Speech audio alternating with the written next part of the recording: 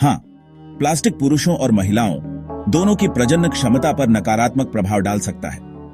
Plastic में मौजूद रसायन, खासकर जिन्हें अंतःस्रावी अवरोधक कहा जाता है, जैसे कि बीपीए और फथलेट्स, हार्मोन और प्रजनन कार्यों में बाधा डाल सकते हैं, जिससे प्रजनन क्षमता कम हो सकती है और प्रजनन संबंधी अन्य स्वास्थ्य जोखिम हो सकते हैं। प्लास्टिक प्रजनन क्षमता को कैसे प्रभावित करता है?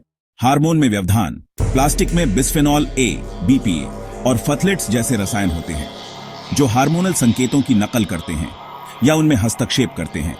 यह ओव्यूलेशन, मासिक धर्म चक्र और शुक्राणु उत्पादन के लिए जरूरी हार्मोन्स को बाधित करता है।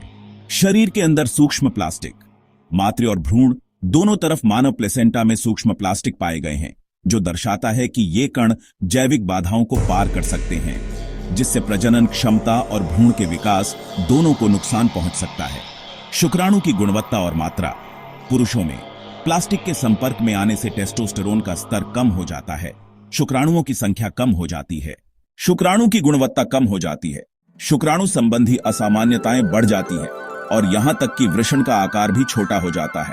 महिला प्रजनन क्षमता।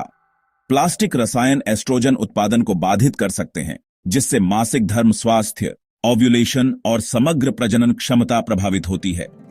जानवरों और मनुष्यों पर किए गए अध्ययनों से पता चलता है कि माइक्रोप्लास्टिक के संपर्क में आने से अंडों के जीवित रहने की दर कम हो जाती है और यह डिंब ग्रंथि विषाक्तता में योगदान कर सकता है। गर्भावस्था के जोखिम। फथलेट्स की उच्च सांद्रता निषेचन के बाद भी गर्भपात के बढ़ते जोखिम से जुड़ी है। बांझपन की बढ़ती दर। हाल के शोध ने अनुमान लगाया है कि अगर यही रुझान जारी रहा तो 2045 तक दुनिया भर में शुक्राणुओं का स्तर 0 हो सकता है। खाने पीने की चीजों के भंडारण के लिए प्लास्टिक के कंटेनरों की बजाय कांच या स्टेनलेस स्टील का इस्तेमाल करें।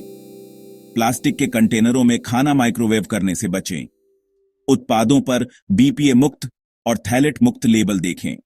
सुगंध या अनावश्यक प्लास्टिक पैकेजिंग वाले व्यक्तिगत देखभाल उत्पादों का उपयोग कम करें।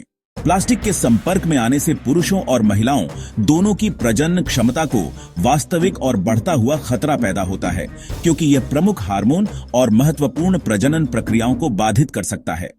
प्लास्टिक के उपयोग को कम करने और सुरक्षित विकल्पों को अपनाने के बारे में सचेत निर्णय लेने से प्रजनन स्वास्थ्य की रक्षा और प्रजनन परिणामों में सुधार करने में मदद मिल सकती है। अपने प्रियजनों को बचाने के लिए इस जानकारी को साझा करें।